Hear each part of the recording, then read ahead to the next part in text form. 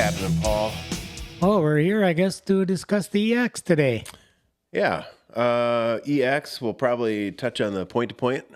Yes, we will. I'll familiarize everybody with the parts that I know of that I've been on, and that's basically Ishpeming North. We will also... We'll probably open, actually, here. I want to do a bit of a review of what the crusher is. Mm-hmm. I think that'd be good to touch on. So this kind of came out, this idea to sit down with you, came out of having sat down with Kiko. Okay. And reviewing the mass start because we're going to a new area. Mm-hmm. Lots of questions from people.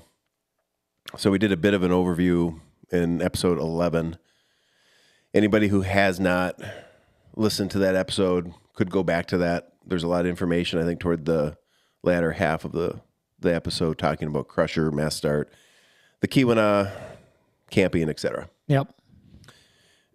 Okay, but first, let's back up for a second. Let's talk about what the crusher is, because it is not your typical gravel event. No. In a number of ways. Yep. The first thing, so I'm going to start at the point where somebody hears about the event and they sign up. Yeah. Okay. So they signed up, they heard about this gravel event. When registration opened, New Year's Eve day, this past year, it sold out for the first time in about 5 minutes. Oh, wow. So there was a lot of demand for not just the crusher, but I think an experience up in the Keweenaw because it's new. Yes. So when the folks signed up for it and it sold out in 5 minutes, they were signing up for the mass start version of the crusher.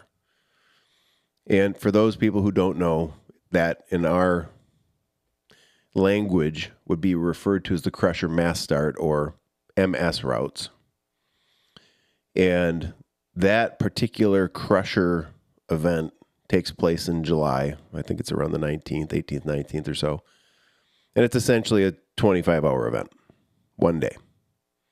There's distances that are 40, 100, and 175 miles. And then a 50-mile not fun run. Yeah. So that's the mass start. And that happens in the Keweenaw of the Upper Peninsula of Michigan. So the Keweenaw Peninsula, which is in the Upper Peninsula. Vastly different geography, vastly different area from where the mass start has been held the last 3 years. Oh, definitely. Because prior to this year, the mass start was being run out of, say, the Hiawatha National Forest, kind of that central Upper Peninsula region near Munising, Autrain, reaching as far west as Deerton and Cabogam Road. So the topography is very different. The geology is very different. Just a whole different experience. Yes. Both areas are remote in their own way. Both areas have very spotty cell coverage. Both areas have limited accessibility for a support crew. So that's the MS side. There is an EX component, which you spend a lot of time on, which we'll talk about today. So the Crusher EX is what we consider to be a solo or small group aspect of the Crusher. You're not doing this in a mass start format. You can choose to do the event when you choose to do it, anytime between July 1st and September 30th. You decide when you're going to go. You go out. You're recording your ride on Strava or whatever your digital resource is. When you're done, you send us the file. You send us your checkpoints. We verify if you did the route or not. Then you get your green dot or you don't. For somebody who goes out and attempts the EX and doesn't finish, text quitter, they can go out and do it again whenever they want. So essentially you get 3 months to try to finish what you signed up to do. The point-to-point, I won't spend too much time on that, except to say that that is a 500-mile point-to-point bike packing route. This is the first year we're offering it. So this is the inaugural point-to-point. It is considered a mass start event, but it's starting the Tuesday before the main mass start in the Keweenaw. So our point-to-point will start at the tip of the Stonington Peninsula, which is all the way south into Lake Michigan. And they're going to travel across 5 or 6 days, 500 miles north in a meandering manner, not a straight line, into the tip of the Keweenaw Peninsula. And that route will culminate and finish in the same place. All of the other mass start events are beginning and finishing later that week. Mm-hmm. So everything will come together and finish together. That route, for those who are doing it, we did actually share that concept route with those riders in email a week or two ago. So they got a chance to actually get a Google Maps link to it and kind of deep dive in and look at it. That route is anything from gravel roads, game trails, logging roads, to single track. Full on mountain bike single track. Yep. Munising Bay Trail Network. Ramba. Bruno's Run, Ramba, NTN. We get in the Keweenaw. They'll go through some of the tech trails. They'll go into Churning Rapids. They'll go through Sweet Town. Yes. Yeah. Copper Harbor Trail. So essentially hitting all of your major trail systems in one way or another, going from Stonington up to the Keweenaw. So an incredibly unique route, incredibly, I think, difficult route. Definitely. Yeah, for sure. Mm-hmm. So the Crusher is dynamic. There's a number of ways you can do it. A couple other things that really set it apart that people should be aware of is that there is no course signage. You're navigating 100% on your own using some sort of tech device, Garmin, Wahoo, Gaia, eTrex. I don't know. What else? Am I missing anything, Mark? Those are the popular ones. I mean, those are the big ones. There's other apps, I'm sure, on the phone. Mm-hmm. Those are the big ones, but you have to be able to, get the GPX file for your route, load it into your device, and then know how to use your device to navigate 40, 100, 175, 225, or 500 miles. Yep. Beginning to end. And be able to either have change your batteries or recharge your batteries. Yes. Yeah, and an offline option would be highly recommended. Yes. Yes. Yeah. So if it's a Android or iPhone product, you would definitely want to have offline operability. Yep. Because you will spend a lot of time without cell service. Yes, and if you battery shit to bed on you, you're up by wherever, Mount Arvon or any place, and you're not familiar with the area, you could be there for a while. Yes. I would always require having some sort of backup, so I always run a Garmin 1030. My backup is the 66i, and my backup to my backup is my phone. Yeah. What were you using? Did you have a 1030? 1030 and a Garmin Explorer, and then my phone on airplane mode with Gaia.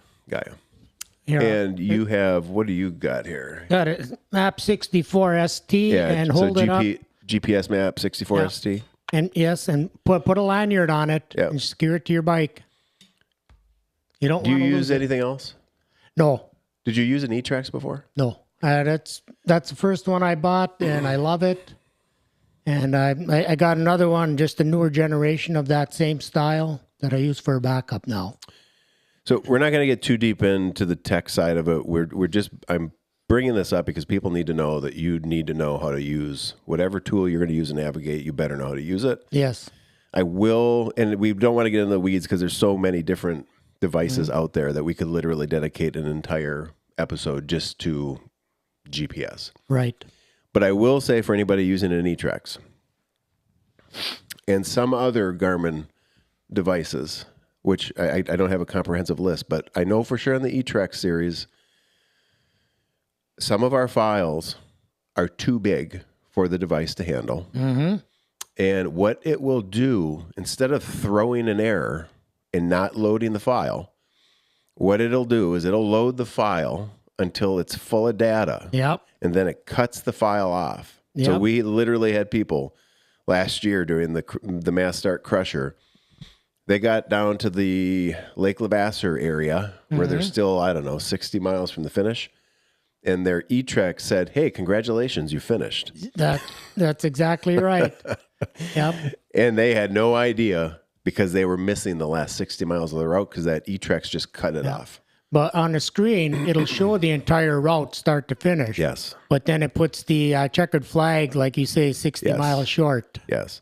So all I can say on navigation is you got to have your arms around that firmly. Don't go into this. Well, I mean, you can go into it thinking you're going to do it with somebody. That doesn't work. But it's not a great idea because if one of the people in your crew is considered the quote navigator, Yep. and the navigator goes down, now you're a ship without a captain and you're in trouble. That's right. Practice with these devices before the event. Learn how to use them before the event. Take the file, load the file on your phone, load the file on your device, go onto your device, find the file, start to run the file like you're starting the event that day. Like go through every step that you're going to have to go through the day of the event. And make sure the checkered flag is at the end and not 60 miles short. Yeah. So that's navigation. And then the other piece that is different, or one of the other pieces, would be checkpoints. Every year somebody shows up to the Mass Start and acts like it's the first time in their life they've heard about checkpoints, which blows me away. Yeah. But all of the events require a variety and certain number of checkpoints that verify you were in fact on the route. So you'll have to take a selfie of yourself at a specific landmark or road sign or just place within the route. And those have to be sent to us with your route file as part of the vetting and verification process that you did the event. This is for the MS, the EX, and the point-to-point. So be prepared to take pictures with your phone or whatever you're going to use. You have to be in the picture. The thing that we identify as the checkpoint has to be in the picture. Yep. And you should be prepared that you may have to take some of these pictures at night. So that's another little wrinkle from the Crusher. The last one I want to make sure that I talk about would be the identification of the Crusher as a enhanced gravel event. So I'm going to ask you, Paul. Yep. If somebody were to sit down at a table over a cup of coffee and they're new to the Crusher and they're like, "Paul, I was on the Crusher website last night. What is this enhanced gravel all about?" What would you tell them? I would tell them it's definitely enhanced gravel. A gravel bike won't work. You're going to need at least a 2.3, 2.5 tire. You're going to be going through various terrain, gravel. You're going to go through some deep mud. You're going to do river crossings. You're going to be doing some, I'll say, long, steep gravel grinds. And sometimes it's going to be hike a bike uphill or downhill. Okay, so I'm still this new person. Yeah. And the first thing I heard you say or reference in so many words is it's a gravel event, but a gravel bike isn't great for it. That's correct. But I only have a gravel bike, Paul. Mm-hmm. So am I shit out of luck or what? If you want to suffer, use your gravel bike. Okay, but so again, I'm going to be this person for a minute, okay? Mm-hmm. Well, why would you not be able to use a gravel bike for a gravel event? Because it's enhanced, and we're going through some of the most rugged terrain in the UP. When you're like, say, North Vishpeming to Lance, that's some of the most remote, rugged, washed out roads. So what you're telling me is that enhanced gravel is not a gimmicky, made-up marketing term that means nothing. No, it is. In fact, I did the point-to-point with the gentleman, and he bought a gravel bike just for the event, and he was a strong rider. He was a young guy, and he was in his 40s, and he was buff. He suffered. Did he finish? He finished, yeah. Okay. So technically, you can finish it on a gravel bike. Oh, yeah, you can. Right? You're just going to get the hell beat out of you. You are, especially on some of these, even the railroad grades, flat railroad grades. Yeah. They get a little soft, and you're going to end up either wasting a lot of energy, trying to propel, or otherwise just hike a biking for a mile or two. Yeah. I'll comment on the bike, because the bike topic is always a hot topic. Mm-hmm. I firmly believe, and I think Kiko's helped prove this out, you could do the Crusher on any bike. However, as you just noted, the caveat is there is a sliding scale of suffering associated with your bike choice, right? Yep. I remember, this is probably 3 years ago, one particularly gifted rider who came on a legitimate gravel bike, and this is a gravel bike that's actually more suited for Crusher than most gravel bikes. High level rider, finished right at the front of the pack, but the dude suffered greatly in a way he had not suffered before in any gravel event, and he has not been back. Yeah. So I do think you could do it on any bike. I think it's going to hurt at a varying degree, depending on what you choose. I think the optimal bike would be some sort of mountain bike driven geometry hardtail. Whether you go flat bar or drop bar is up to you. You're going to want to have something with larger volume tires. Yes. In my opinion. Mm-hmm. I don't think I've run less than a 2.8 for the last, 5 to 10 years. That's just kind of standard. If I'm riding in the UP, which is primarily where I ride, I am always on a 2.8. Yeah. Never less. Yeah, my optimum tire size is like a 2.6 for me. Are you at 2.8 or 3 now? 3. 3. Yeah. Yeah. So, again, we're not going to discourage whatever bike you might have, whatever bike you might ride. Just understand that there's pros and cons to every option.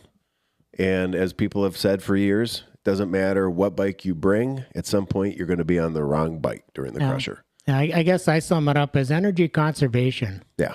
People say, well, you got this wider tire that you're going to burn this energy keeping that rotational mass going. Yeah. True.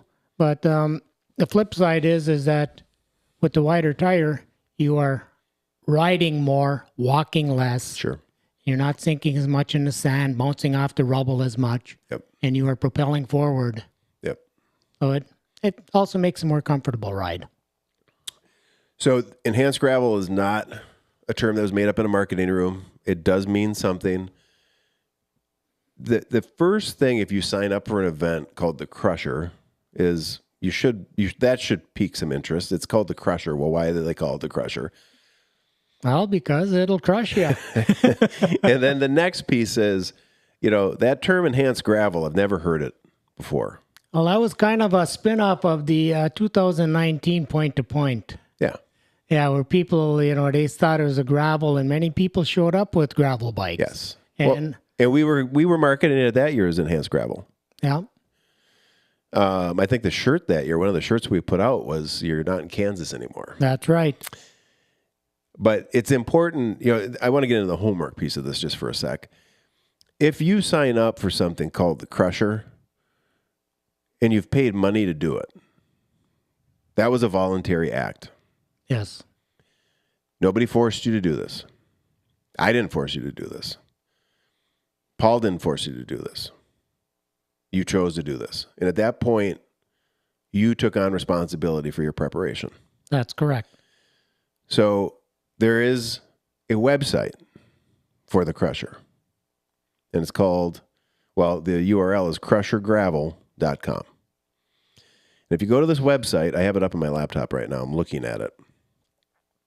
Again, if you signed up and you have not been to this website, shame on you. Yeah. We're a month from the event right now. That's right. So top of the website, you land on it. There's a video. I'm watching people push their bike along the shores of Lake Superior right now through the sand. I'm watching somebody push their bike up Mosquito Gulch. I am watching somebody push their bike through a horribly trenched out mud trail. I'm watching people push their bikes over boulders. This is the Crusher. That's the Crusher. As soon as you land on the website, boom, there's the video. Mm-hmm. Also at the top of the page is a button where you can actually download and look at the 2024 routes. Yep. And another button that would allow you to download the 2024 field notes. I'll come back to the field notes. Also been referred to as a passport. Actually, no. Right when I went down to the second level on the crushergravel.com website, the field notes. So this is essentially the event manual. Everything you need to know about the event and for the event. This would be the 2024 version. But we leave it up all year so that people that are new coming into 25 can look at last year's manual, because a lot of the rules and the rules of engagement are the same. What changes are the routes and the checkpoints. So this is literally sitting on the website right now in a nice little flipping widget. So you can flip it like a book. Yeah. And I am looking and going through the pages and looking at the recommended gear list, which, we've said on the recommended gear list, anything on the recommended gear list at a bare minimum should be in your kit. Yes. I don't care which Crusher you're doing, MS, EX, point to point. The recommended gear is a bare minimum. And then depending on your personal kit, which event you're doing, beyond recommended gear, you should be adding other things you think you need or want to have with you. There's an enhanced nutrition guide in there from Don with Restore Ease. There's some training notes scattered through last year's manual that kind of gives some historical background on the Crusher and gives you a sense of what the event is, some of the culture of the event. Talks about how to submit your results for EX. Talks about the rules around neutral support, etc. Basically, it covers everything you need to know. It's on the website. Go down a little bit further. The Ultimate Enhanced Gravel Experience. There's tabs that cover the basics. The self-supported ethos, frequently asked questions, local shops, history of the Crusher, and there's a link to past results. And then on the news feed, actually, if you page back through the news feed right now, a person who's doing this year's event could actually go back and look at the post-event blog from 2024, the race week blog from 2024. And is there anything else? Nope. Those are the only two. So yeah, tons of information. And then another piece that's on there under the news feed is a direct link to the Facebook group, Crusher Enhanced Gravel Discussions. That group is active essentially 365 days a year. And it is a great place to go. So really, if you're out there and you're listening to this, you're all excited because we're doing an episode on the Crusher, and this is your first time visiting the website, and you didn't know there was a Enhanced Gravel Facebook group. where have you been? Yeah. There's how do you say that's What have you been doing? yeah. Yeah, there's so much info out there, right? You just mentioned that people can virtually do the race without doing it right now. Yeah. But yet you got to get out and you got to experience it firsthand. You do. And, what you just said that there's a lot of information out there. Mm-hmm. And there is. Yes. There's a ton of information. There's been some articles written by different magazines. There's been people who have written long form stories. They're also on the website. But here's the thing. You have to put in the work and go find it. Yep.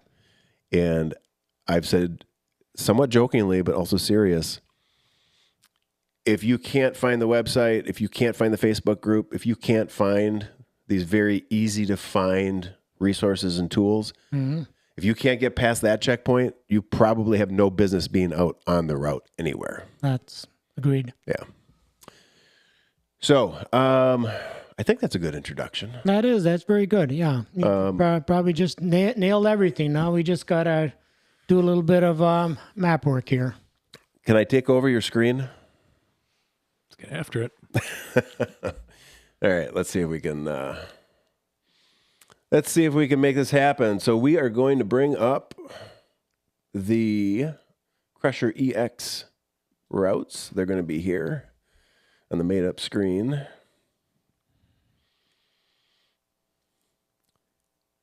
Now, I think, Mark, you said that people who watch the episode, they'll be able to see what we're talking about and looking at to a degree, but it won't be super high res? No, it won't be. We're going off the monitor here. We're not going off Yes. the production Okay. here. And I'm okay with that because, again, this is just a high level, like we're trying to give some baseline information, shine a little bit of light on it, but we don't want the whole thing illuminated. Mm-hmm. And the other thing I'll say is anything you see here, if you're watching this episode, these are not final routes. They could change at any time. They could even change a month into the event. Yes, we've done that before due to various reasons. Yes. So things change. This is also a unique event in that the routes can evolve during the actual running of the event. Fair? Fair. Could I get you just to back up a little bit? Yes, I would be happy to. How's that? That's better. All right. So, Paul, what I'm going to do is I'm going to take off the 225 EX. I'm going to take off the EX 100. So right now you got your EX 40 routes. Mm-hmm. How do you want to tackle it? Do you want to talk about one at a time, or what do you want to do? Let's start off with the Humboldt route. Humboldt. Yeah. All right, we'll take off Eagle and we'll take off Beers. Here we go. Okay, let me see. Get that there. Okay. Humboldt route there. Start off at Koski Corners there. That's got that MDOT parking lot. Yes, sir. And there happened to be, there's a Dollar General coming up in that parking lot now, but MDOT says that there will be 14 parking spots available. Yep. I ride by there. I see maybe up to 3-4 cars every day. Okay. If there's any overflow parking, go over to the Circle K. I talked to the manager, Todd. He said you can park on the south side of his parking lot. Just don't block the tank farm where the big tankers come in and dump their fuel. Roger that. Okay. So it's the start and finish is essentially the same start and finish we've had for the past several years. Yes. Okay. Okay, you take off out of Koski Corners and you go in a clockwise direction on this one. And you cross 41, you go up to Bernie Sensky's little boat storage area. Yep. Then you end up in Champion. You go through Van Riper State Park, that single track, the old wagon road. Mm-hmm. You get out on State Trail 8. You go up Pashiki Grade about 2.5 miles, and you go off on the Dishno Road. Right. Dishno Road is nice. It's well manicured gravel right now. Yeah. And you get up north to Dishno, and you got that 1 mile stretch of, just say, definitely enhanced single track. Is that the hike-a-bike? Yeah. Some of it's going to be a little bit of hike-a-bike. Okay. And That's new this year, right? We've had it in the past. We've had it in 22, I know, Okay. and 23. We Okay. didn't do it last year because of potential logging concerns. Gotcha. That's the route. It's got that blue water barrel on it. It'll be on Right. your right. And that water is potable. I talked to the guy who put it in. He's been drinking it for 35 years. Hey, remind me, what's the distance on this? Distance on that is 55.7 miles, 3,778 feet of climbing. Okay, so two things on that. If you sign up for an EX40 or any named distance, what did you just say the mileage is for this EX40? 55.7. 55.7. Yeah. So I am not going to give everybody the mileage for every route that we're about to talk about, but I did want to point that out because it's never here's what we say. The mileage is never what we say it will be, and it's never less. Yeah. So figure that out. It won't be less than you always like to get more for your money. Free. And that crusher, that's what you get. People love free shit. Yeah, sometimes you get 10% more, 20% more. So in this case, you're getting 15 free miles. Yeah. Which is pretty incredible. Mm-hmm. And then the other thing I wanted to ask, out of the 3 EX40 options, would you say that this would be best suited for somebody new to the crusher? I would say it would be good. Yes, for a newbie.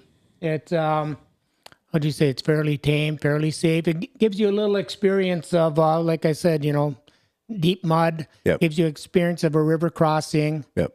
But overall, it's not one of these torture rides. Yeah. Okay. A good, well manicured road surface. So scale of 1 to 10 on the Paul Hytinen torture scale. Torture scale. This is what? This would be about a 5. And 10 is being the worst, right? 10 is torture, yeah. Okay. 10 is torture, so a 5. Yeah, this would be a 5. Maybe. Okay. Yeah. Okay. I think that's good on that one. Yeah, and then if you look just south of Silver Lake there, up there, that's where you have your river crossing. Yeah. Okay. Up in that area there. Yes. Please note, there is a river crossing. There is a river crossing. That particular river crossing, depending on the weather or the rain, that thing can be moving. It can be knee deep, and there are large cobbles in there. Yeah. In that riverbed. So be prepared.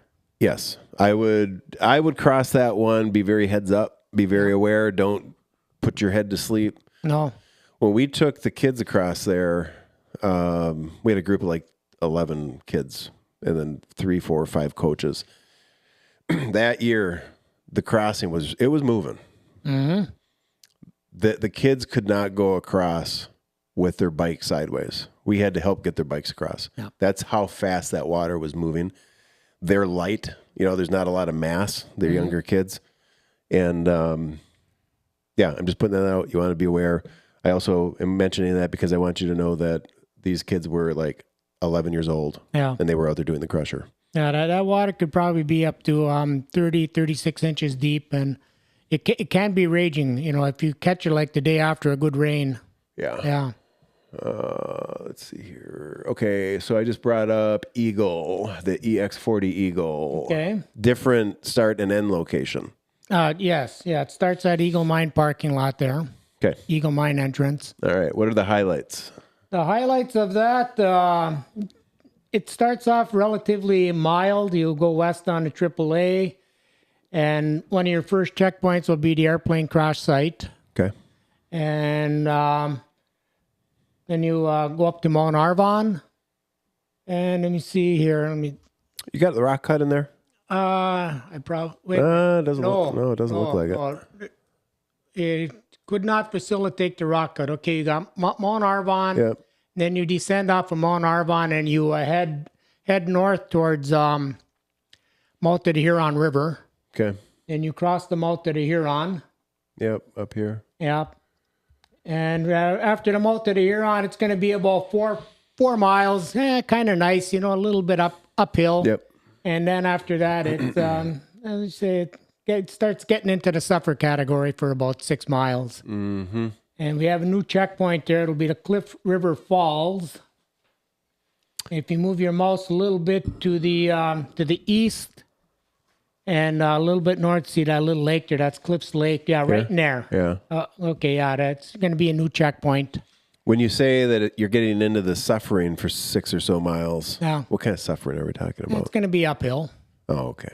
3% uphill with cobble. Okay. Not so much it's just sand, it's a little rough and some climbing. It's a little rough and some climbing. Okay.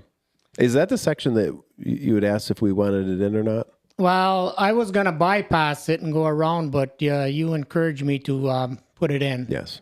And then then you encouraged me to change direction on it. So. Correct. Roger that. Okay. And then you get to Afton's No Bra Tree. Unfortunately, somebody took away all of the bras. All the bras are gone. That's all there is. There's a pair of men's boxer shorts stapled to the Dodge City sign now. Yeah, so that's a heads up. It's the Afton No Bra Tree. Yeah, the bras have been moved a mile to the south at the Bras and Hubcaps tree now. Yeah, I'm not trying to confuse you, but... Interesting. So south, like down toward Dodge City? No, south toward on the Ford Road towards Anderson Corner. Oh, okay. Gotcha. Yeah. Okay. Yeah, and then you take the Northwest Trail and you end up back at Eagle. So Northwest Trail is fairly well manicured, most of it. Yeah. There's some places that are a little bit washed out, a little bit cobbly. Yep. But this is the longest EX40, this is the longest one, yeah. So, I mean, you could tell really from looking at it. Let me put the Humboldt back up here. I'll center that. I mean, you can definitely get a sense. You know, it's actually interesting to look at that. You know, you're seeing the two EX40s really in different geographic areas, no overlap. Yeah, that's cool. All right, I'll bring up beers. Let's go to the suffer scale on that one. Oh, yeah. What's the suffer scale in EX40 I would say Eagle? about a 7.5 to an 8. Yeah. Boy, well, I can't wait to hear about the 4-day beers route then. Yeah. All right, so the beers route. Beers route. This is also a different start and finish. Yes, it is. That's about 18 miles north of US 41 on the Pashiki Grade Road at a place called Four Beers Corner or the Haypress Dam area. Okay. And take a peeky here. 4 Beers. Okay, 4 Beers goes in a counterclockwise route. Okay. This is my favorite EX40, by the way. Yeah, that's a nice one. Kind of, I won't say mild, but adventurous. Mm-hmm. You go counterclockwise, and point of interest would be the airplane crash site. That would be one checkpoint. You got Mount Arvon. Mm-hmm. This one here, you get to do the Trail of No Return. Mm-hmm. Mm-hmm. Trail of No Return, and you also get the rock cut. Right. So I mean, you get some good bonus stuff there. Yeah. Oh, a nice variety of highlights. A nice variety of highlights, yes. Yeah. What's the vertical on this one? Oh, it's not... Okay, the climbing? Yeah. Okay, it's not too bad, 3,836 feet. Isn't this the shortest one? Yes, this is. Would you say, last year at least, this one was the shortest one, but it had, I would say, more climbing per mile on average? Yes. Yeah. Yeah. Yeah, this one... and you get some real nice views from the top of the Trail of No Return at the old Arvon Tower site. Yes. I mean, on a clear day, you can see Keweenaw Peninsula, so there's definitely worth going there. Yeah. No, it's great. Trail of No Return is great. That's a great addition. This would be the route I would do. Yeah. If I was doing a 40. Mm-hmm. Yeah. It's the best of the worst.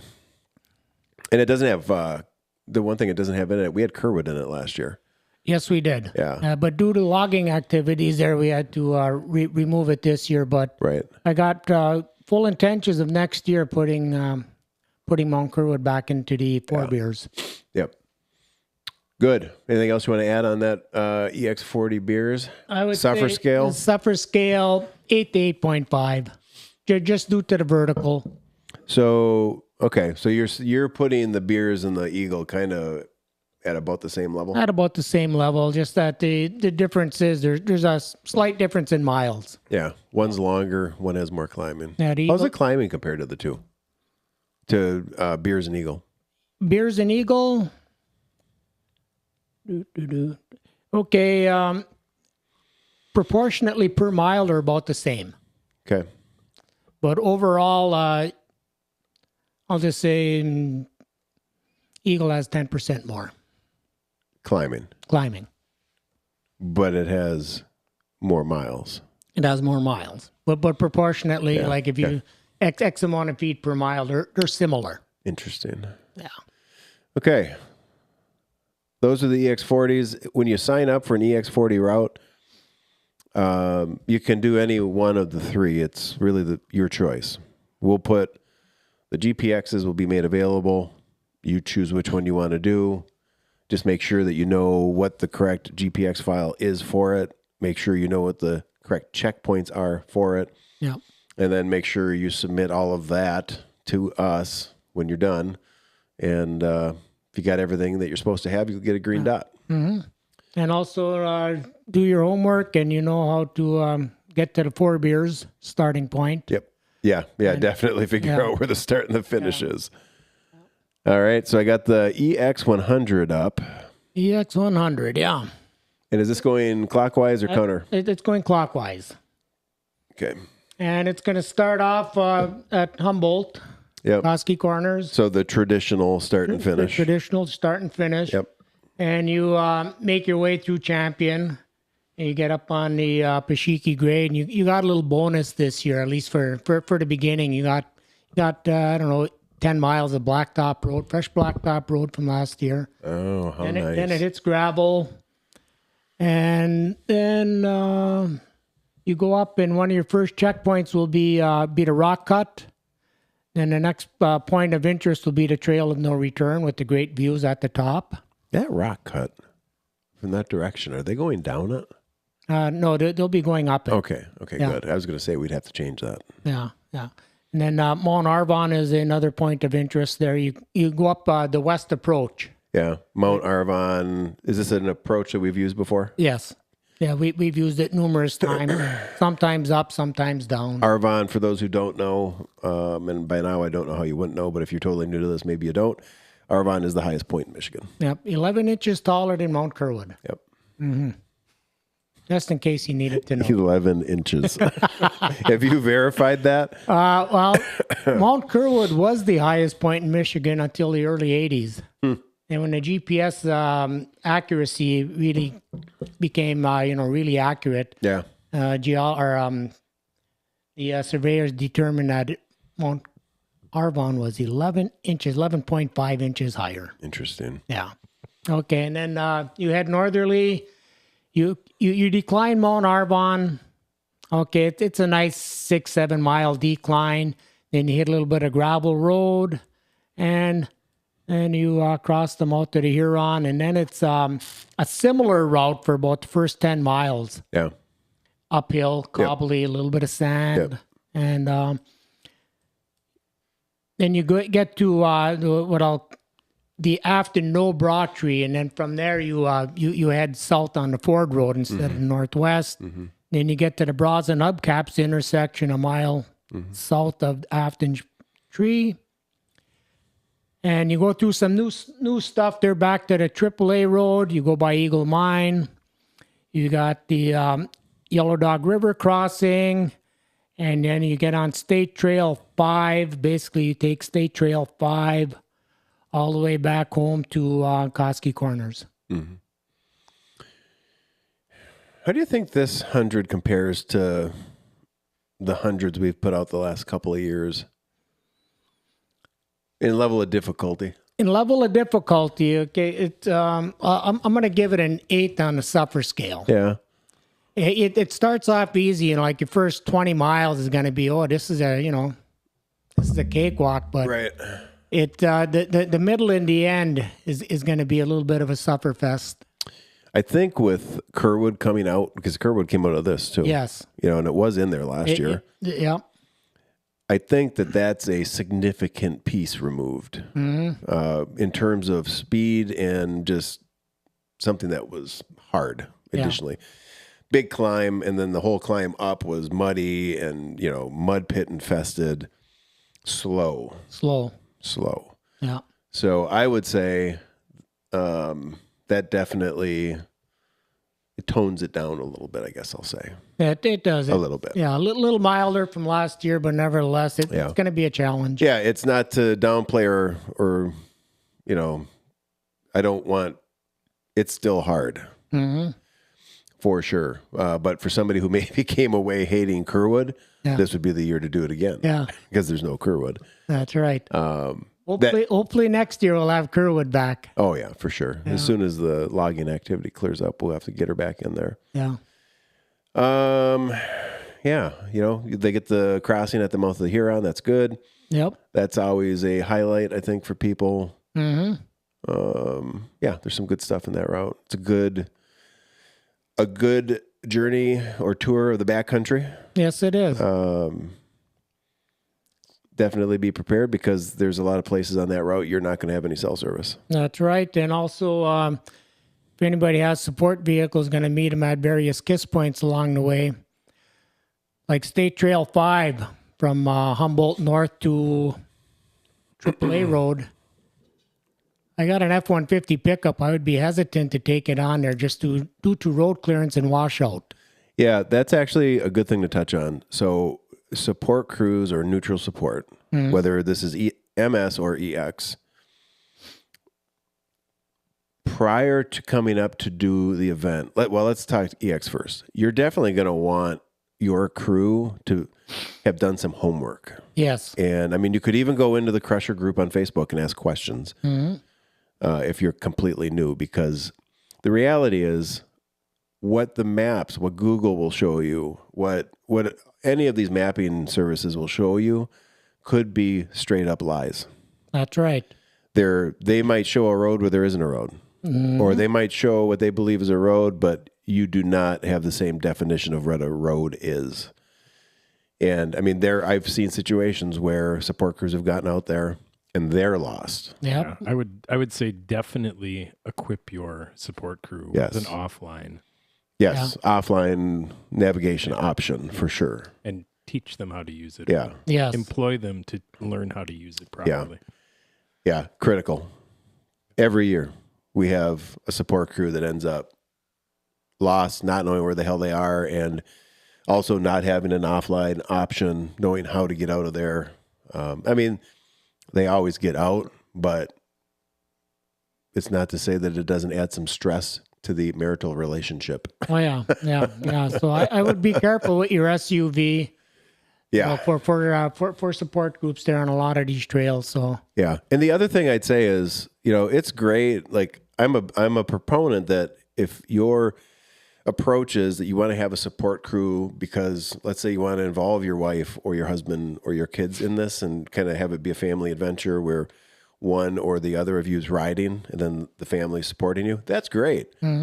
But the thing that you have to be prepared for, because this has also happened, so the basis of the Crusher is self-supported. You are on your own. No one is out there to help you. No one is out there to save you. You have to be fully self-contained. You have to have everything you need. That means if the nutrition and the hydration you're counting on is with your support crew and they get lost or turned around or stuck or broke down, you're screwed. You're screwed, yeah. Don't let that happen.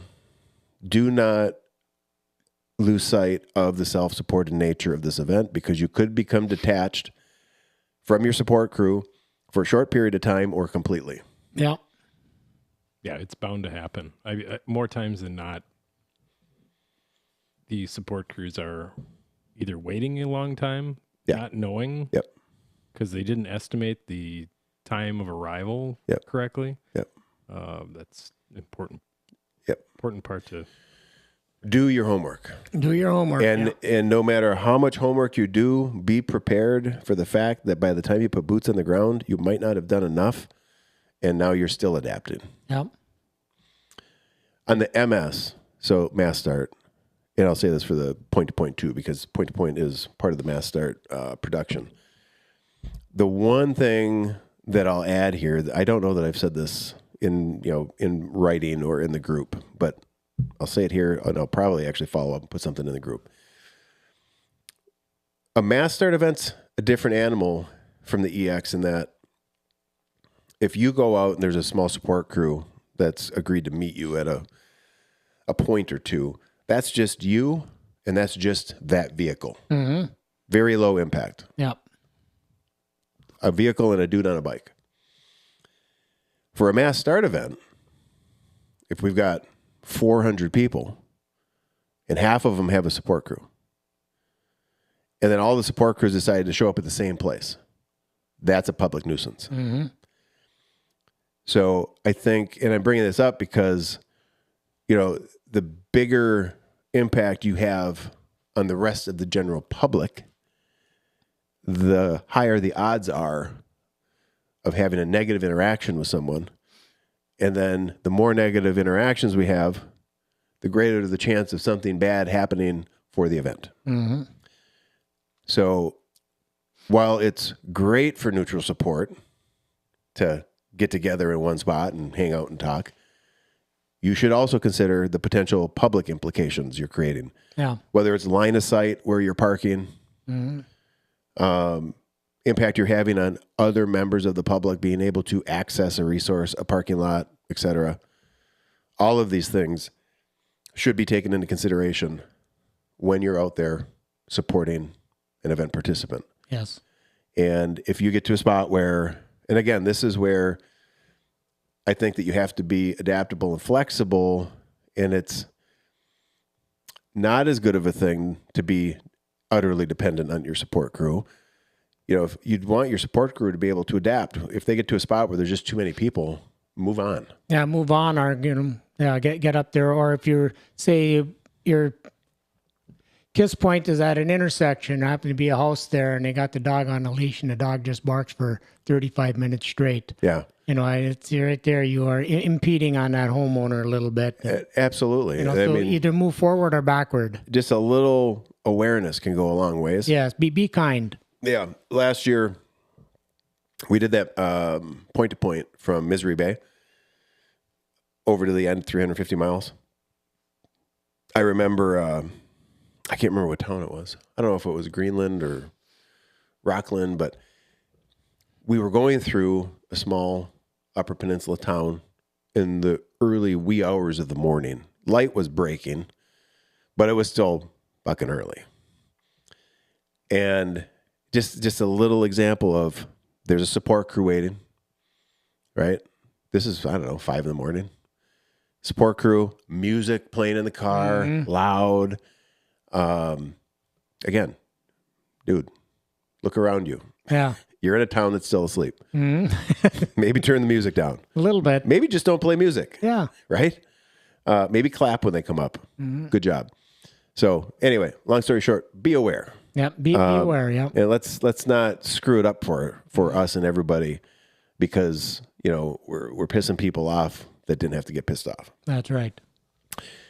Okay, so we've covered the EX40s, 3 of them. We've covered the EX100. Now we will go to the EX225. That's a nice route. This is a masterpiece. Mm-hmm. That's right. It's almost like it actually kind of looks like a crab this year, doesn't it? Mm-hmm. So, clockwise, counterclockwise? Counterclockwise. Counterclockwise. Yeah. And Kerwood is in this one. Kerwood is in this one, yes. Kerwood will be, you want to know the mile? About? Or sure. No, or you want to... Okay, I will tell you that Lance is at like the 104 mile mark. Okay, that's good. So that's good. All right, so yeah, let's go through like some operational high points. Like if you were looking at, if you're going to sit down and look at this route, here's some things I would point out. Lance at 104. Yep. Okay, why is that important? Well, I'll say that's important because anytime the EX225 has rolled into L'Anse at around 110 to 115 miles into the route, the average person signing up to do this event can cover that distance, upwards of 110, 115. They can cover that distance into L'Anse with enough time to access the resources of L'Anse. Yes. Assuming an early morning start. Yeah, assuming like a 6, 7 a.m. start. Yeah. Yep. Yeah. So that's important because L'Anse is the only place that you will see civilization. Yes. It's the only place you're going to be able to buy a candy bar. Mm-hmm. It's the only place you're going to be able to have the amenities and creature comforts of modern living. Yes. What we have seen the last few years is if we put L'Anse 140 or more miles into the route, our finisher or green dot rate drops by 90%. Literally with that 30-mile difference in mileage, because people get to L'Anse, everything's closed, and it breaks them mentally. Yeah. And they quit. Yeah. I was in L'Anse here Wednesday, and the subway closes at 9 p.m. Tori Dupra, make note of the closing time for the subway in L'Anse. But you also have the Burger King Supper Club there. I think they're open till 11. Yeah, it is open later. What about, was it Chris Doyle? Chris Doyle is there. Yes, I'm not sure what their hours are. You could probably look them up on the website. But yeah, they have snacks there. Okay. And Circle K is under construction there. They're coming back. All right. There's a hospital there. There's a hospital, yep. So L'Anse is not big.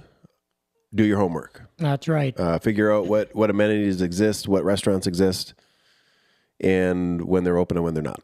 Yep. So after L'Anse, now this year we went back to that stretch down through Alberta. Yeah, we went back to the 2022 and 23 route just due to logging activity. We had to add a few miles on. So I'll call these are easy miles. So yeah, they're not bad. No, they're not bad. A lot on the power line. A lot. Yeah. It's not a real rocky enhanced power line. No. Some good gravel miles there. Yeah. What I love about it is this actually puts people back through that big wetland just before Nestoria. Yes. Do you remember which one I'm talking about? Well, I definitely remember. Yeah. Yeah, we got two of them now. I was there Wednesday night. And there's a beaver dam. Yep.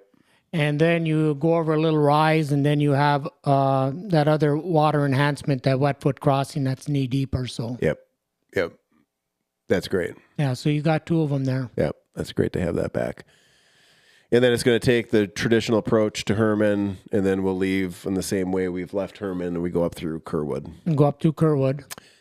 I will add that Kerwood was removed from all the other routes because we believed you would go through that area during daytime, daylight hours. During the week. Yep. During the week or, even the weekend. If there's going to be logging ops, you would have been going through on those routes during a time that logging operations are probably active. Mm-hmm. Now, in this particular event, people will go through this area middle of the night. Well, Mount Kerwood's at mile 150, whatever that be, 151 according to my map here. So do your math. You'd be about 20 hours into it, maybe 18. Yeah. So you'll be there around midnight-ish or whatever. That sounds right, hey, from when we did it? Approximately? Kerwood was 10, 11, 12? Yeah, it was late. Yeah. It was well after dark. Oh, yeah. We were in Herman. Everybody was asleep. It was getting it was frosty. Yeah, it was cold. So that's why we left it in here, because we felt at the point you're going through there, middle of the night. So we can still keep Kerwood in there. I would pay attention to that combination of Kerwood, Trail No Return, Arvon, Rock Cut. It's like in sequence. Mm-hmm. So this is kind of back to when we first rolled out this route in 22, I think it was. Yes. when Kerwood was added and we restructured it. There was a 50-mile stretch from maybe in Astoria beyond the rock cut or to the rock cut that I said was probably the hardest and worst 50 miles of crusher we'd ever put together. Yes. This was not together last year. We ran it a little differently. Mm-hmm. It's back. The crew's back together. Yeah. So I would definitely take note of that. And really, I think if you get up through the rock cut and over toward the Huron Bay grade or Pashiki, I think if you get there, don't quit. Don't quit. No. My God, we've had people quit at like 209 over by Eagle. Yeah. Don't quit. No, don't quit. No, you've been through the worst of it. If you got time, take a 2-hour nap. Yeah, do what you got to do. Finish it. Yes. From Herman to Four Beers or the Hay Press Dam, it's like maybe up to 40 miles there, where chances of having a support vehicle meet you in between, I think would be difficult at best for people unfamiliar with the area or with a low clearance vehicle. After they get past the rock cut, we got a river crossing or two. Is it Dead River after that and Yellow Dog? No, it'll be the Yellow Dog. Just the Yellow Dog. Yeah, just the Yellow. So but I just want to point out there is a river crossing. Yeah. Yep, there is a river crossing there. And also, okay, this road here, you do Kerwood, like you say, point to no return. You summit Mount Arvon, you do the rock cut. Then you head easterly towards the AAA. And then we go north on the Ford Road, which is about 2 miles of 3 inches of deep sand right now. Yeah. It was difficult to push my 300cc Honda through there. So she's pretty deep. It's deep, so be prepared. That road has a tendency, if it's loose, look out. Yeah, catch it right after a rain, you'll be in better shape. Yep. And we do a little, a little northern hook there from the Ford Road. We turn southeasterly back towards the AAA. And then it's a little bit of state snowmobile trail 5. Do the Yellow Dog River crossing, get on State Trail 5 again, and you head south, and you got that little enhanced mud fest. Yeah, there's some fun stuff after you cross the Yellow Dog and you go across that trail over to Trail 5. Once you get into Trail 5, there's some cool stuff it gets in and out of. That. Yeah, it's trails or roads. I use the term roads loosely. You're in and out of some stuff that nobody else is going through. That's right. Yeah, that's really cool. Yeah. The only people that go there are people with local knowledge. Exactly. Yeah. Exactly. I know when Mark and I did it together a couple of years ago, after we finished it, I thought that this is very similar. There might be some small changes, but I really feel like this is the best 225 route sequence experience we've ever put together. And I've done the EX225 a lot. This was, everything about it was just absolutely on point.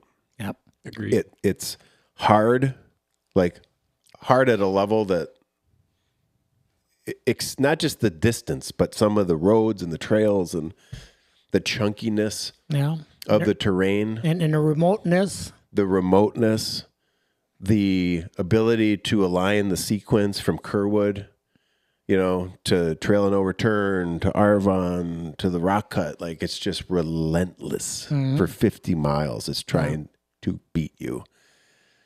And, it's just at every level. This is an incredible experience to be had. Yeah, you'll see the sunset maybe in Alberta, and maybe you'll see the sunrise at, maybe Four Beer Corner or maybe AAA Road. So you're going to be, Kerwood, Trail and No Return, Arvon, Rock Cut, all at night. What mile is the rock cut at?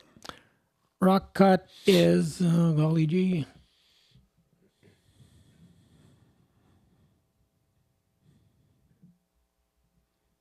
Rock cuts at about maybe mile 170. Okay. That's ballpark. Yeah. I think close to what it was. Close to what it was in previous years.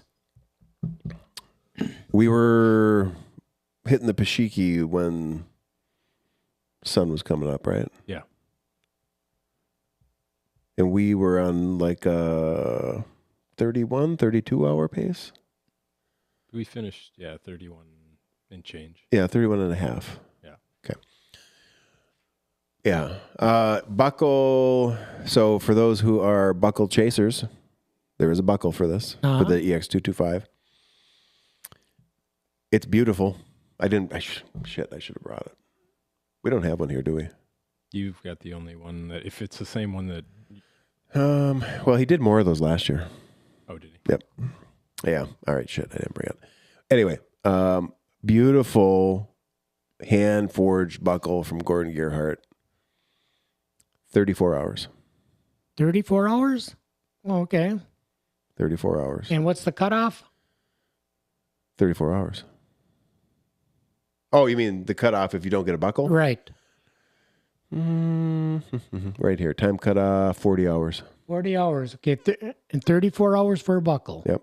Okay, that's doable. It is doable. Oh, yeah. Yeah.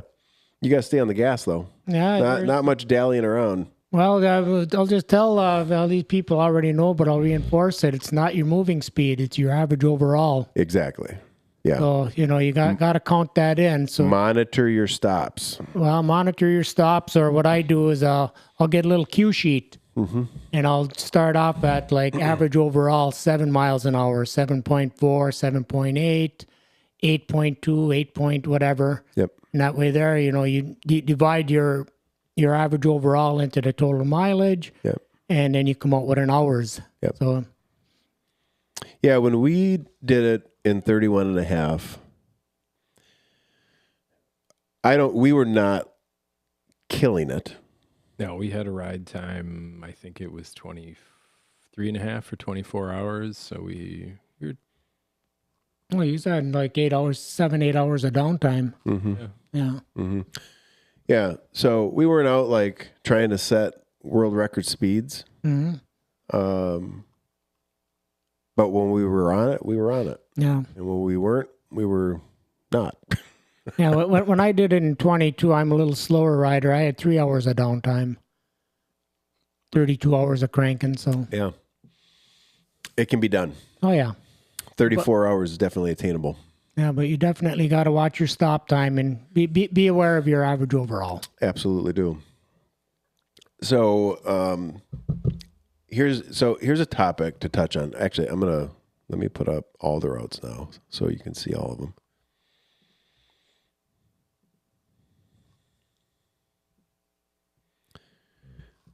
By the way, the 50 not fun run.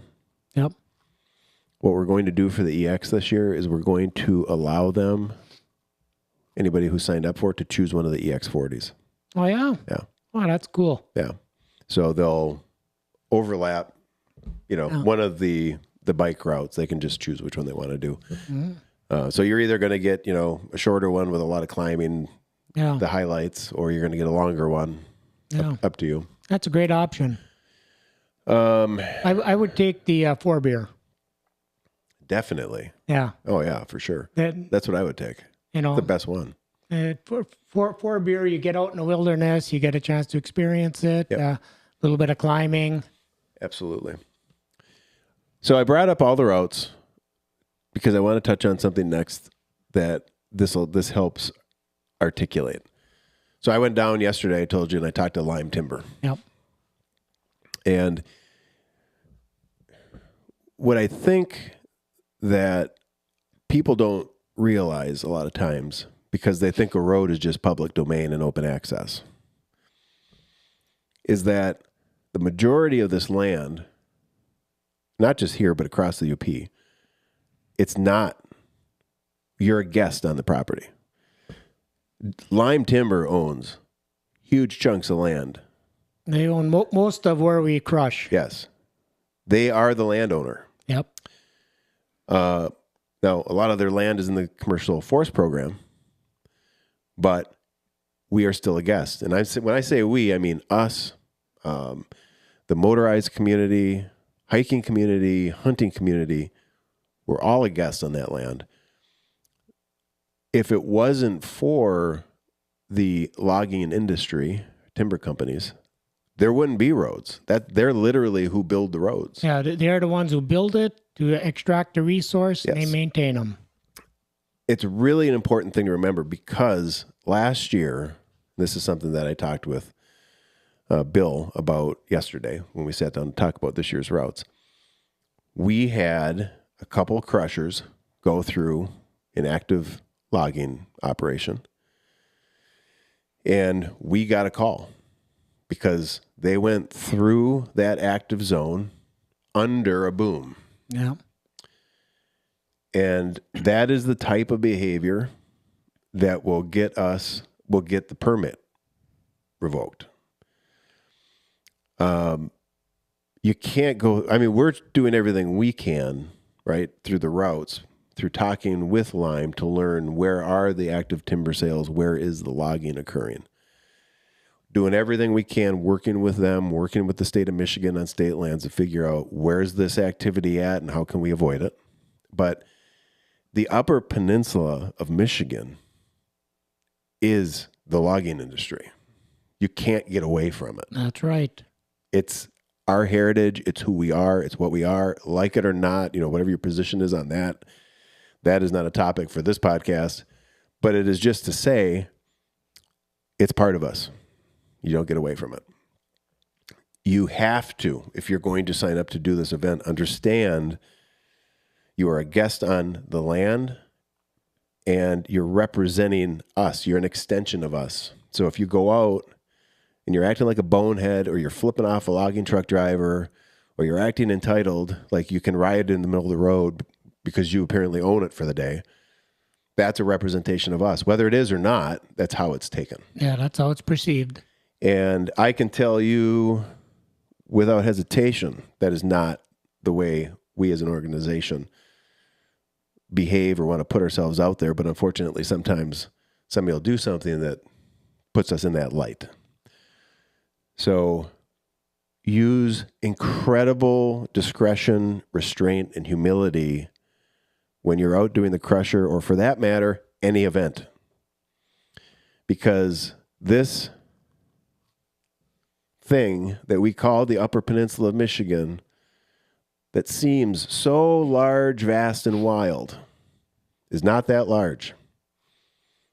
And little by little, because people can't get along and they piss each other off, access is being lost. Yes.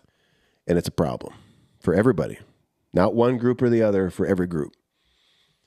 So that's me on my soapbox about access, respecting the land, the opportunity. And, if you want to be an asshole, go to Wisconsin. Yeah. I'm kidding. Just don't be a fucking asshole. Yeah. Right? Don't be an asshole out there. I can't tell you how many times a day that I go through the day and I run into an asshole. It happens every day. But here's how I approach assholes. I move on. Yeah. Move on. Right? I move on. I don't need to engage with them. I don't need to try to puff my chest out. I don't need to flip them off. I don't need to pick a fight.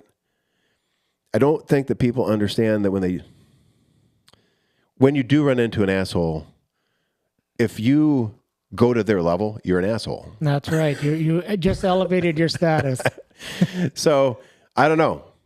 Be an adult and let's try to keep the drama out of this stuff. Yeah.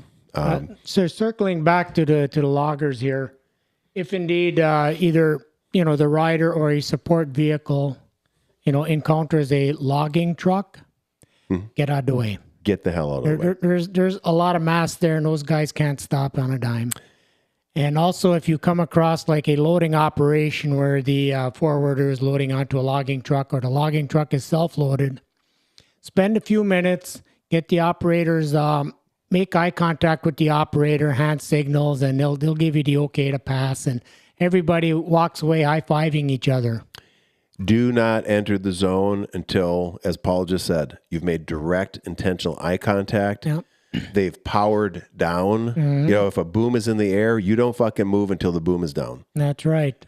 If a truck is moving in your direction on the road, get the hell out of the way. Yeah. Wave. Yeah. Smile. Make eye contact. Yeah, I was on Trail 5 last night, and I took a picture for you, and there's a placard on it, nailed to a tree. It says, logging trucks have the right of way. Yeah. I would go with that. Oh, 100%. Heck yes. They own the land. And, you know, to your point, and Bill had actually shared this also yesterday when I talked to him, the guys and gals who are operating this equipment out on behalf of Lime and other logging companies, they have an incredibly difficult job. They are working with incredibly dangerous equipment, and they have incredible responsibility in their hand when operating the equipment to not hurt themselves or someone else. That's right. And probably the biggest concern that they have is, which would go completely against the ethos of 906 Adventure Team and the Crusher, is they are worried and concerned that somebody who is unprepared, unaware, and reckless goes into the backcountry and gets themselves hurt because they're doing dumb shit around logging equipment, but then they turn around and try to blame the operator. Yeah. Just think about it like this. We all have our personal space. Absolutely. That operator, whether he's on a forwarder or, self-loading a logging truck, that zone around him or her, that is their personal space. Yep. So if you can respect their personal space through communication, everybody walks away happy. Hey, they're happy to see you. You're happy to get safe access across their personal space. So, they're people just like you, just like me. They are. Like Mark, Dale. But that's the important thing. They're people. They're people. They deserve the same consideration and respect that you as people deserve. Yeah. I was a truck driver. I've driven everything from sets of doubles to just a pop trailer, 28 foot up to 48 foot. I've carried hazardous materials across the UP in Wisconsin. And I could tell you that there's no doubt that the general public does not understand the amount of responsibility you carry as an operator of one of those vehicles, or just how much time you need in one of those vehicles to be able to stop the vehicle, redirect the course of the vehicle. Like, I've seen people do some really dumb shit in my years driving. I mean, even with 906, we're pulling around, when we're pulling the Dodge with our large event trailers, we're running about the size of a semi, in length. Yeah. I've had people come out in front of me just this past week. I about took somebody out over in Beaver Grove. I missed them by about 3 feet. They just decided to cut out in front of me crossing the road. It's serious business. You got to be careful. You got to be smart, and you got to be respectful. So it's the end of that rant. Okay, so we don't overlook it. I'll say the Sufferfest on this 225 is around an 8. It's not total killer, but you're definitely going to be, exerting a lot of energy and enjoying yourself. How do you feel about that Suffer score? Yeah, given where I was at when we took that first pedal stroke, wonderful, wonderful course, but it took me through the paces. Yeah, I would say it's a solid, one of the most difficult rides I've done. You were hurting for a couple of days after that one, if I recall. Weren't you wrecked with your back a little bit? Didn't was it your back or something? Yeah, I don't know. I don't remember. It's long gone behind me. It's the point being, it's tough. It's a heavy lift. Yeah, I would count on a 4 to 7 day recovery. I wonder. I think I have the website here. 2024 EX results.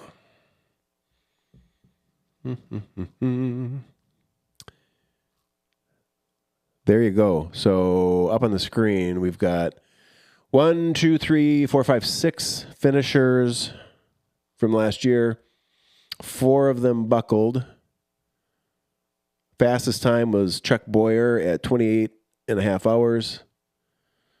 Down to the longest time, Adam Nicholson, 37 hours, just over 37.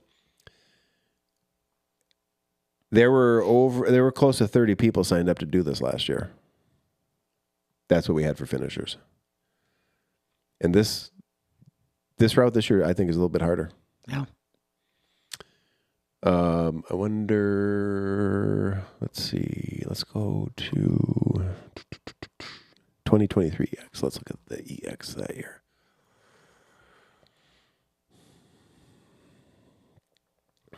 Okay, so bunch of finishers that year. Looks like 1, 2, 3, 4, 5, 6, 7, 8, 9, 10, 11, 12. There would have been 13 bucklers that year. Mm-hmm.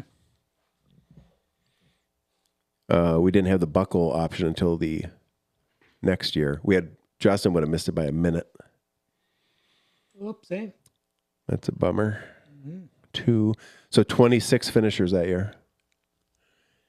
In that year, Lance was at about 112, 115. Last year it was at 130. Yeah, 130, 140. Mm-hmm.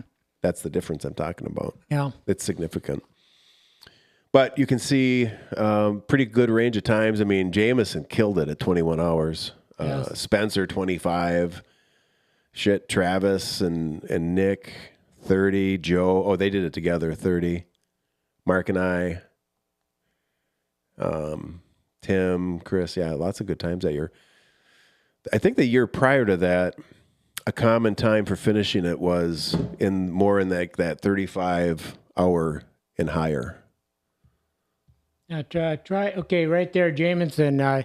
He averaged 11.42 miles per hour average overall. Hauling ass. I mean, he was flying. Yeah, I think we were 9.5. Yeah. Moving. Yeah. But this That's is fast. this is That's overall. okay. Yeah. This guy was flying. Yeah, bring up 21 results or 22. 2022 EX results. 225. Yeah, that year I was 35 and some change. Oh yeah. There you are. Right there. Look at that. You beat me. Mm-hmm. Yeah. Local knowledge. I know all the shortcuts. That was actually the year I bike packed it. I was off the bike for 12 hours. Mm-hmm. Camping with Stacy. That's right. You got youth under you. You have the luxury to do that. You and I talked about it. I said, you know what I liked about doing that year? Okay, when you were on the bike, you had to be on the gas. That's right. So, yes, fast and furious, but it was cool because I got to see all of it in its totality in daylight, which was cool and different because, you go through so much of it at night if you do it in one push. Yeah. So there's a bunch of shit you don't see, like the rock cut. Yeah. Well, when we did it together straight through, we saw the rock cut. The sun was coming up. It was morning. Yeah. Yeah, like still a little dark, but there was some light. But point being, to see absolutely everything in daylight was different. I'd never had that experience before. But you got to be hauling ass when you're riding. Yeah, that was fun. So, yeah, quite a few finishers that year. Boy, it's really actually interesting to look at. 22, decent number of finishers. 23, decent number of finishers. 24. Not many. No. So, all right. What else on EX? Anything else? Dum. I just get out there and enjoy. Yeah. Get out there. This event, I love it. It, to me, really highlights why we live in the UP. Yes. This is like the heart and soul of living in the Upper Peninsula of Michigan and being able to get out there disconnected, away from everything, getting lost in the woods, going through muck and beaver dams and, running into an occasional logging crew or a logging truck. Like when I pulled into Lime yesterday, I'd never been to their office down in Gladstone. But when I pulled in there, seeing the facility, seeing all the logs, all the timber. It's like, this is pure Michigan, man. Yeah. This is what Michigan is. This isn't the pure Michigan we sell to tourists and try to get, businesses to come here for economic development. Mm-hmm. Walking into that lumber yard and seeing that, and, I didn't see any of the trucks there, but all the trucks I saw when I came back to Marquette carrying lumber and timber, that is pure Michigan. This is pure Michigan. This is what it is to be in the Upper Peninsula of Michigan. Quick note on this. This goes back in my history. 30 years ago, I was me and my kids were coming home from camping from the mouth of the Huron, and we were going by what is currently the Eagle Mine on AAA. Mm-hmm. I remember seeing a young guy and a gal on mountain bikes, and I'm riding by him. I slowed down, didn't dust them, and I thought, why would anybody want to be up here on a mountain bike? Okay, fast forward 30 years later, I know why. Yeah. Yep. It's the solitude and it's the challenge. Yep. And you got to experience it. You have to experience it. You have to do it. There's a lot of stuff that when you look at it, third-party perspective, it looks like it sucks, or you just think, like, what a dummy. Why are you doing that?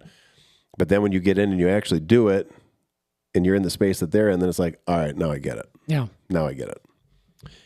Okay, so we're going to try to hit on quickly here. Well, I mean, it's not, we don't have to rush out of here, but point to point, 500 miles from the tip of the Stonington Peninsula, all the way up to Copper Harbor.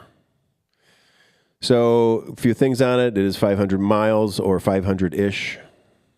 We will abide by our usual mileage habits. Yeah.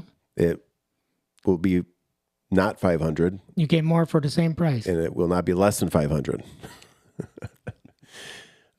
We are starting at the lighthouse at the tip of the Stonington Peninsula, which is on U.S. Forest Service property. It's part of the Hiawatha National Forest. 7 a.m. start time on, let's be official here. It's going to be July.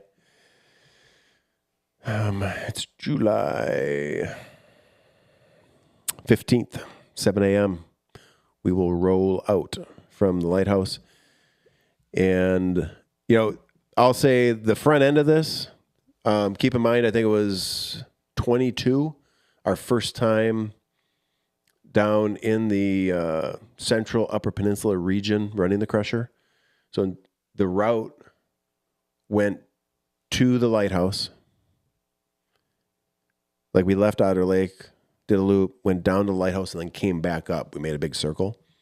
So we've been there before, but we have not started there before. The route through the Stonington Peninsula will be a nice warm-up. There's gravel road, country road, not a lot of traffic, especially that early in the morning, not much going on. Pretty tame. All the way out of the peninsula. There's a short stint where they have to hop onto 41, but it's not very far. It's maybe a mile. I think it's less than that. And then they get into Hiawatha proper with the Hiawatha, the beautiful gravel roads that Hiawatha offers. I will give the same disclaimer on this route as we gave on the EX. This, permits are not final and signed.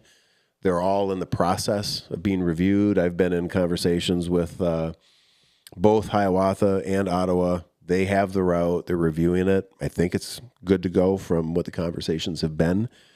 But, you never know when something might change prior to the event. So take that for what it's worth. There could be small changes.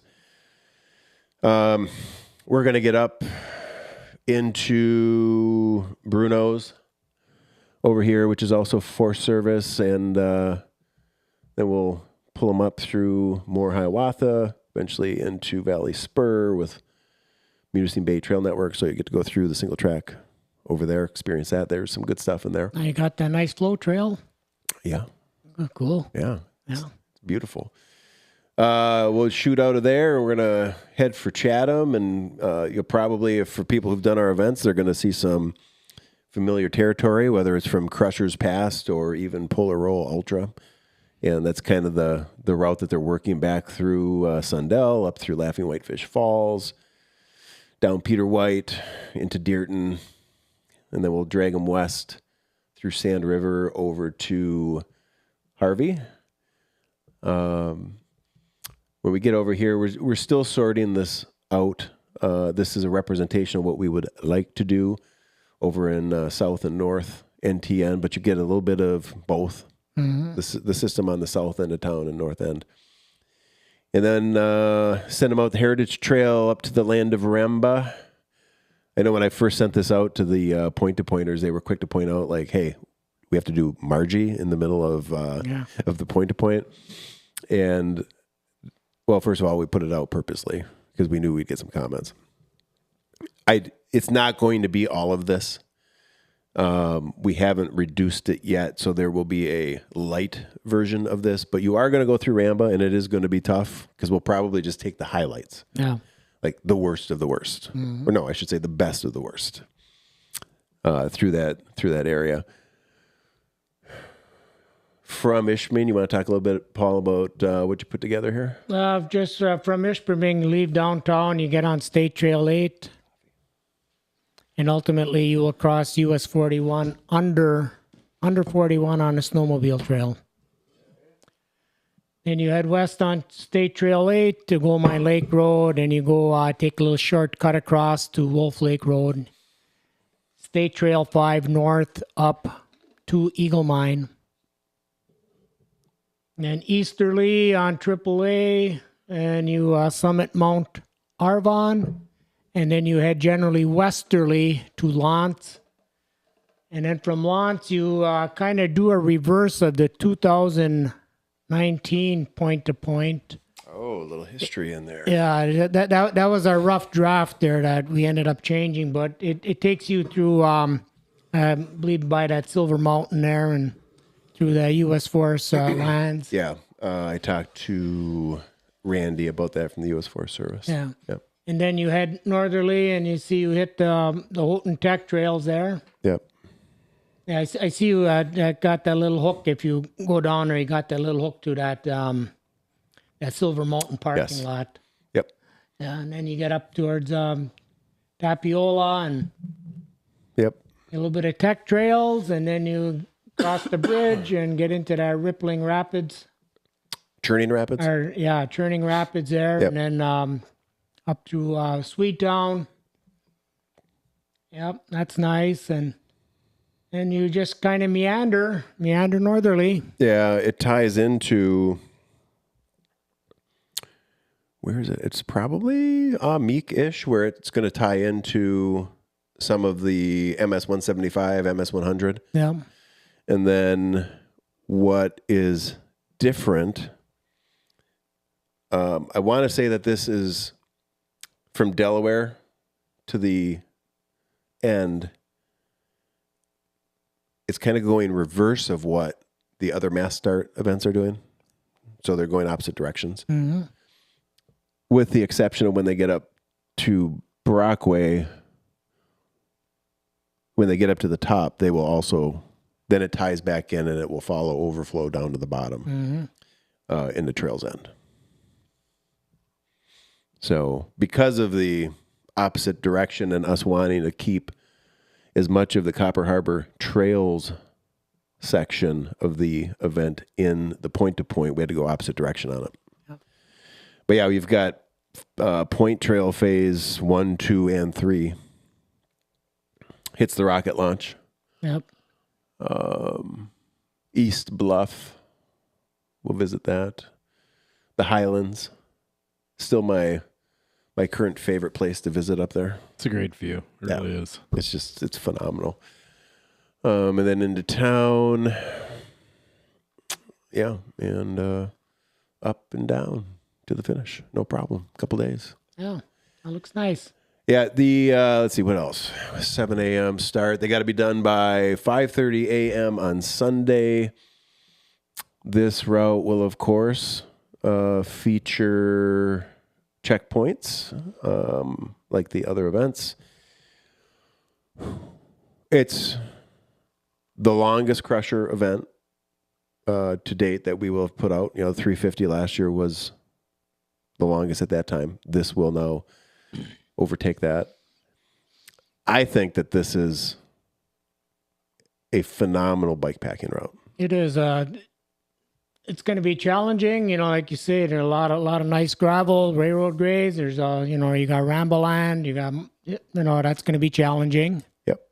And Michigan Tech, at that stage of the game, it's going to be challenging too. Yeah. Along with turning rapids. And you're going to have an average overall of about 4.5 miles an hour to finish on time. Right. So be aware of your average overall, not just your moving speed. Yeah. Think about that. I think there's 50 people signed up between supported and unsupported to do this. And I mean, if you think about this route across 500 miles, they're going to be spread out and lonely. Yeah, well, you say unsupported now, okay? Mm-hmm. Ishpeming to Lance, it's going to be like 77 miles. Yeah. So of nothing. Of no support. Yeah. No nothing. Nothing. So you're gonna have to prepare for that. That'll probably be one of the longest stretches without any type of resupply. Mm-hmm. And also a very demanding portion of the course, too. Very demanding, yeah, because we made sure to incorporate some of the Crusher EX stuff into it. Yes. Yeah. Yeah, it's a great combination of what I would call like mass start level gravel, EX, enhanced gravel, and straight up mountain biking. Yeah. Now, that stretch between Ishpeming and Lance, definitely it's going to be either pack like 4 or 5 liters of water, or otherwise have good filtration system. You will have water along the way. You got the Yellow Dog. You got the Ravine River. You do have water sources. Yep. So a question that's come up is supported and unsupported rules, and I'm trying to keep it as black and white and simple as possible. So if you're in the supported category, you can essentially do this event under the same rules that you would do any 906 event. That's the supported. You can take neutral support. The neutral support has to be available to everybody. If you pull off and sleep at the Holiday Inn in Marquette, that's on you. But wherever you left the course, you got to return to that point, restart from that point, continue on. Straightforward again. Follow the basic rules and ethos of all of our events that we've been following for the last decade or so. On the unsupported end of it, again, trying to keep it as simple as possible. You have to be outside at all times. You can't be going in and sleeping inside. You can't sleep at a Holiday Inn. You can't take help from anybody. Nobody can go in and buy you anything. Okay, no Trail Angel? No Trail Angel. Okay. Nope. No neutral support, no Trail Angel, unsupported. It's all on you. You could go into a store and buy something for yourself, but you can't go into the store, buy something, and then sleep in there for 10 hours. You have to stay out in the elements in the wild. Mm-hmm. That's about as simple as I can put it. Yeah. You take help, you're out. There you go. Yeah. That would be a hell of a way to do it, unsupported. Mm-hmm. That would be a hell of a way to do it. Is there a buckle time for this event? There's not. There's not? No. Okay. I intentionally have not put a buckle on this one. Okay. I don't want it to be about the buckle. Mm-hmm. Every time I put a buckle out, it ruins the race for a bunch of them. Because they just, you ever run into those guys who are like, I don't care about the buckle. But you see that little glint in the eye. It's like, yeah, you do, you motherfucker. If you're going to do this is like adventurous level. You need to come do this for the sake of doing it. Yeah. Not for the hardware. It's for the experience and the adventure. Yeah. And if that's not enough, that's cool. But that's all we're giving you. What would you ride? Right now, if you were suiting up for this sucker in a month, what would you do? How'd you be set up? Fargo. Drop-Bar mountain bike. Yeah. Okay, so Fargo a little bit, but how would it be set up similar or different from how you were set up for our rides around? Just transmission. What would you do different? I'd probably put a front door on. Gotcha. How would you gear it? Be more aligned with the chain line of a mountain bike. Yeah. Yeah. Just I'm not. I don't have the low end on that. It's, touring. Mm-hmm. Panniers Or would you do the... I would do the same setup as far as carrying. Yeah, Okay. I wouldn't put like a mounted, like a clamp style. Yeah, I would go with dry bags and Yep, gotcha. pull-base straps. Water, where? Fork. Yeah. Yeah. Fork and feed bags. What would you be running for sleeping? Hammock. Yeah, hammock and tarp. Hammock, tarp, what would you have? I might even do a bivy. For this, I might do a bivy. Yeah. Yeah, because it's just not a lot, but it's... No, there'd be a tarp in there. There'd be a tarp for sure. Tarp and a bivy. I think you'd almost have to, hey? Yeah, I get so much out of hanging, just getting my legs up over my heart. Yes. Just For recovery. Well, and that tarp too, just for the coverage. Yeah. To keep everything out of the elements. Yeah. I don't think I'd be much different. Maybe a little lighter than Adventurous. But same bike. Yeah. Yeah. Would you be riding? How would you approach setting up for this gear wise? I would have a Fargo rigid titanium. I would do a tail fin because I have tail fin bags. I would do one tail fin bag on a rear rack. Mm-hmm. Is that a pannier style? Yeah, pannier style. Okay. Yeah. Additional water bottles on the front fork. I'd go with the 48-inch, 48-ounce Nalgene's. Yep. I would probably also have a Camelback optional. I would have it with me, and I would probably use the Camelback. And one trail tip here is for your water, if you have the opportunity, fill your water bladders full of ice, top them off with water. Yeah. It'll be good cooler. idea. Yeah. I would run with probably a 2.6 tire. And the gearing, I would do but my favorite ratio, I'm not on the high end. I don't need to be cranking at 20 miles an hour. I would have, I call it a 1.6 ratio. Mm-hmm. Meaning every time your crank arms go around 1.6 times, your rear wheel goes around once. That works great for me for for the climbing. Yep. Sleeping, I would go to tent. Yeah. I would go to... Which tent? Do you have one? I got an older 2-man Agnes, big Agnes tent. Okay. Weighs about 3 pounds. It's a 2-man tent, but it's one person comfortably, and that would be mainly for mosquito control. Yeah. There's been times where mosquitoes can, like to dine on you in the middle of July. 100% on that. Yeah. Yeah, they can be pretty ruthless. They can be pretty friendly out there, yeah. We were down at camp, I don't know, in the last few days, stopped down there to grab a boat, and the mosquitoes are out in force. Mm-hmm. They, our camp's like right on the edge of the cedar swamp. They're there. It's on. What else about bike setup? Anything else that you think is... Would you go arrow? Would you have arrow setup? Would you have your bar yak on? Yeah, I would. Oh, yeah, I would have comfy bars, yeah, okay. for that relaxed position. And I would also go with Jones bars with the riser. Yeah. What saddle are you using? I'm using a Surface, SERFAS, and it's the old school with the springs on the back. Mm-hmm. And I would also have a Todd Buster. Do you have a dropper? No. No? You have a dropper? No, right? On the Fargo? No. Saddle? Brooks. It is Brooks. B17. Okay. Yeah. Well, I have one bike, so that's the bike I'd ride. No, you have 2 bikes. Oh, I do have 2 bikes. Though. Yeah. Well, I would ride Lake Effect for this setup. I don't anticipate actually that I would change anything from Adventurous to this. I guess I have to retract. I would do one other thing potentially, and that's put a front suspension on. Possibly. Mm-hmm. Right now, I'm rigid. I have that option. I probably wouldn't. Yeah. If you were saying we're leaving tomorrow, or you leave tomorrow, yeah, I'd go rigid.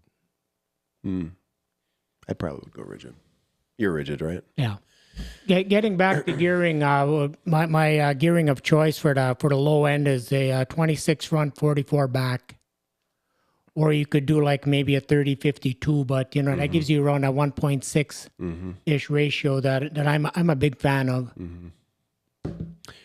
Several water crossings in this route. I know there's a river crossing up here. I think it's on the Montreal. Ooh. Yeah, right there. Yeah. Is that the same crossing we did? Yeah, I think it is. Yeah. It's enhanced. Mm-hmm. Bugger's enhanced. How deep?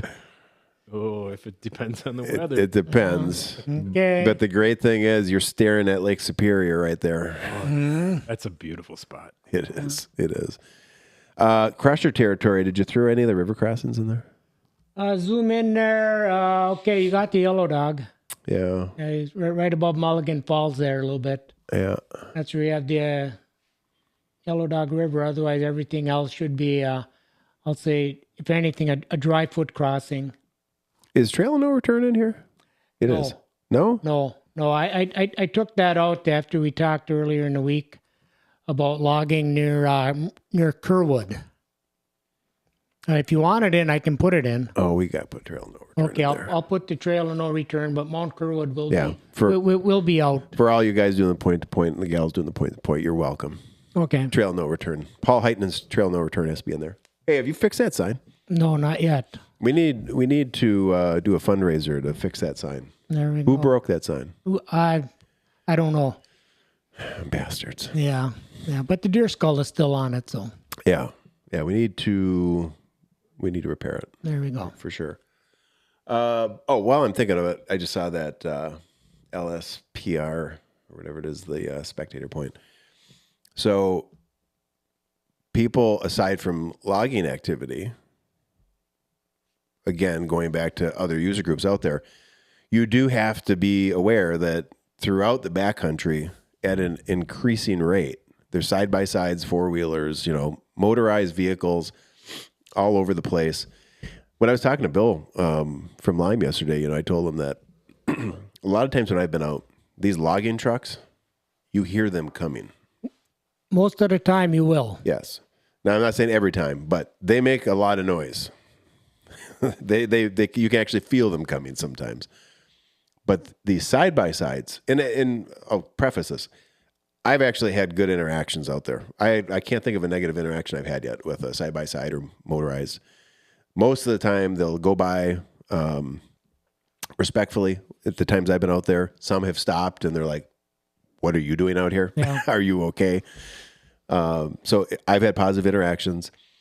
But they're moving, and I don't always hear them until they're on me. Yep. Because the sound just isn't traveling. They're not as loud. They don't move the earth. And just be aware of that. Yeah, it depends if they're on the blind side of a corner and you got the wind to your back and they're coming at you. That wind can really mask sounds. Absolutely. I plan on putting into this year's passport that we do not want people out there with earbuds in because you can't hear anything. Yeah. And we really have to be diligent about having front and rear lights active on and not shitty lights, good lights. And sticking to rules of the road, meaning you don't ride in the middle of the road. Stay off to the side. Stay off to the right if you can.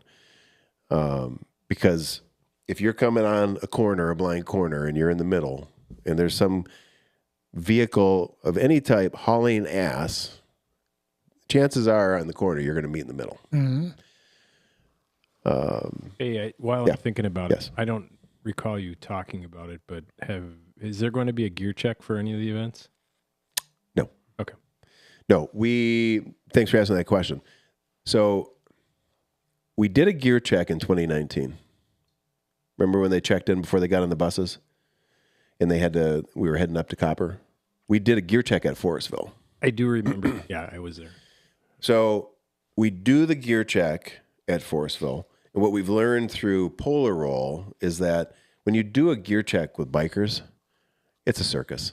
I don't care how much you communicate. Polaro's gotten better because now people, they know the deal. There's been a few years of history. This one, if we try to do a gear check like on the point-to-point, it'd be a circus. Guys show up with a box of random shit. Half of it's still in their car, or some of it's with their wife who's still coming up from downstate. It's a circus. So we've taken them the approach. The recommended gear is what we believe you have to have out there with you at a bare minimum. If you choose not to take it, that's on you. Shit like the survival blanket and stuff, or emergency blanket. They ultimately were not their parents. They signed up to do this. They're signing the waiver. They're putting themselves out in harm's way. Something happens, they got to look in the mirror. That's my take on it. The other thing with when we did the gear check at Forestville in 19 was you do the gear check that afternoon. They don't leave for the event until the next morning. You don't know what they're going to forget or sneak out of their kit. It's just easier to say that's what you should have with you at a bare minimum. Again, like if there's one thing I've seen, especially in Crusher, don't do this to yourself. Don't watch the weather and try to play the game in your head, I won't need this game based on the weather. It's going to change. It's going to change over and over and over again. It could change in 3 miles. And this is for any of the mass starts. I don't care if you're doing the 40 or the point-to-point, 500 mile. You cannot start to pull shit out of your kit because what you're doing is then you're preparing yourself for a best case scenario kind of ride. Now you're not prepared for worst case scenario and shit that you can't predict will happen. You have to, there's, Mark and I just had this talk about, sometimes you're going to pack a bunch of shit, a bunch of gear that you ain't going to use. And it's going to be a pain in the ass until the day you need it. Yeah. But that day might make or break a race, make or break an event, or save your ass. Mm-hmm. And you cannot be prepared any other way. If you want to prepare another way, you should sign up for traditional, predictable, easy gravel events and do not do the Crusher. Because this event, the topography, the Upper Peninsula, the weather, it's not fucking around. It doesn't care about your feelings, and it will beat the shit out of you. It's the end of the story on that. Yep. Very true. You know it. You've spent your life up here. Oh, yeah. Have we missed anything? I don't think so. I think we pretty much just described everything and, prepared the audience to be prepared. Miss anything? Passport's coming out when, roughly? Passport will be out 24 hours before the EX starts. That's the single source of truth. Passport is the single source of truth. It tells you everything you need to know. Yeah, we've been using that for several years, and it's really a great tool. You can dig in to last year's passport. You can download it right now from the website, or it's called Field Notes last year. But you can download it, go through it. Checkpoints will be different. Maybe some other nuanced stuff is different, but the core of the event, the meat of the rules, it's all the same. Hasn't changed. Yep. Be prepared. Be prepared. I love this event. It's my favorite. Mm-hmm. I know it can be daunting and it can be scary to sign up for something like this. I appreciate that. There is, we'll end on this. There's a community around this event and just around 906 in general that, they're there to help you. In the course of helping you, they're probably going to fuck with you a little bit too. There's a sense of humor in our groups. But that's all part of it. They do genuinely want to help. If you ask a silly question, they're probably going to let you know, but they'll still answer your questions. Use that resource. Get on the website. Use Google. look at some videos, look at past routes. There's a lot out there. And just be prepared to show up with everything you need and understand you still might get out there at some point and be unprepared. And then it's going to come down to what you got between your ears to get you to the finish line. And if you're successful in doing that, you'll come out of this event feeling like a different person because of the experience you've had, because you put yourself out there, because you've done something that is outside the ordinary, is hard, and is intentionally designed to be hard to change you. That's right. Yep, you'll definitely get a feeling of accomplishment if you tackle any of these events here. 100%. I do not care if you do the 40, the 100, 175, or 225. There's no culture of short race, long race, women's race, man's race. All of that hierarchical, ego-driven thinking and culture does not exist here. You got to start somewhere. I don't care where you start. I just care that you start. So sign up. If you didn't get signed up for Mass Start, which is sold out, do an EX. I still think that that's the best way to start with the Crusher because you're alone or with a friend or a couple friends. No pressure. No pressure. You don't have 400 people around you. Yeah, you're not trying to keep up with the leader. Exactly. It's just about you versus you and getting her done. Yep, it's your race. Ride it at your pace. Yep. So on that, Paul, this is the last episode we'll do on the Crusher for this year. So everything we're going to give you short of the field or passport, everything is going to be out there for you to find. That's right. Good luck, Crushers. We'll see you in mid-July. Yeah. Enjoy the experience. Over and out.